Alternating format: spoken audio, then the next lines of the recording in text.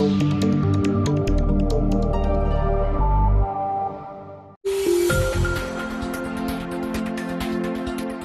name is Eva Oberender. I am the Regional Director for Southeast Asia and the Pacific region of an organization called reeep, which stands for Renewable Energy and Energy Efficiency Partnership.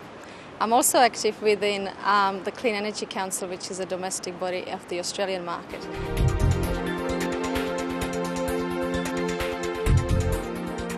The majority of my work is run in the Pacific Island countries. And Pacific Island countries, many of them are low-lying atolls, and these countries are incredibly vulnerable to the impacts of climate change, particularly from food scarcity and rising sea levels of oceans.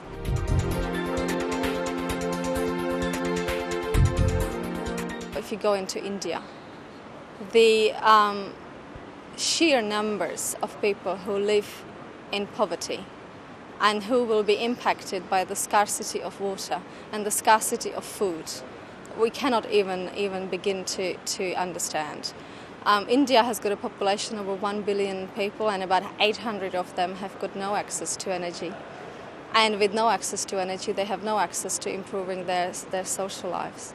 And we will be seeing a lot of displacement of these people because they will be driven to leave their homes and leave their places of origin because of climate change, because of the changes that their countries are undergoing due to impacts of climate change.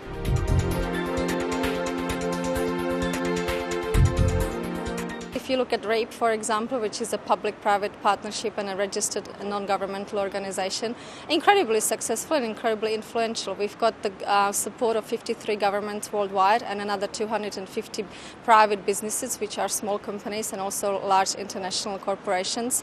And together we can deliver the changes on the ground. We have access to governments and public funding, and we have access to innovation, technology and the drive forward. So it depends on what kind of NGO it is and what kind of mandate they have and what kind of areas they operate in. But in general terms, non-governmental organizations are incredibly important in reaching the wide community because these are the grassroots organizations that are running on the ground and have the information and have the outreach to people. And then they have the responsibility to pass on the information and to pass on the requests and the necessary measures up to the governments and up to the businesses to deliver on the tasks, because the government with public funding and the private money from the corporations can actually deliver the changes that we need to see.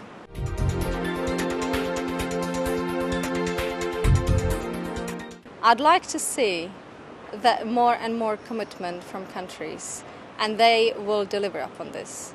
We have seen enormous shift within the businesses from both technology as well as investment into climate change solutions. Speaking from the energy sector perspective, renewable energy is a mainstream sector. We are no longer talking about some scattered people who are trying to deliver remote power generation on an isolated location. We are talking about billions and billions of dollars of investment. Last year was the first year where investment into renewable energy was greater than investment into fossil fuels. We will see the change and delivering solutions of climate change in the next 20 years. Renewables and the solutions for climate change will become the everyday talk and everyday business of all of us.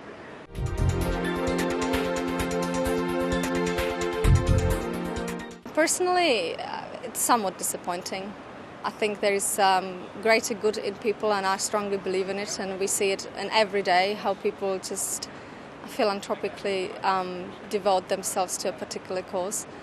But having said that, a country cannot flourish without being prosperous, and prosperity means economic drive. And without private sector and without financial gains, we will not achieve the economic drive.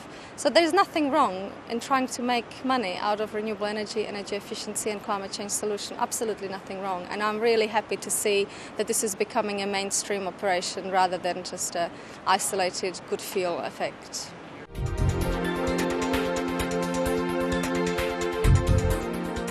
We have the information, we have the technology, we have the funding available. it is not necessary to repeat the questions, the mistakes. That is not to say that developing countries should not be striving for development. It is absolutely paramount to achieve development, and energy, provision of sustainable energy, is key to the success of development. But it doesn't have to be done in the same way we did things 150 years ago or 50 years ago. We know the answers, we know better today. And it is the role for developed countries to transfer the knowledge and to transfer the technologies to the developing countries so that they can actually start from a very different point than we had to do that 150 years ago.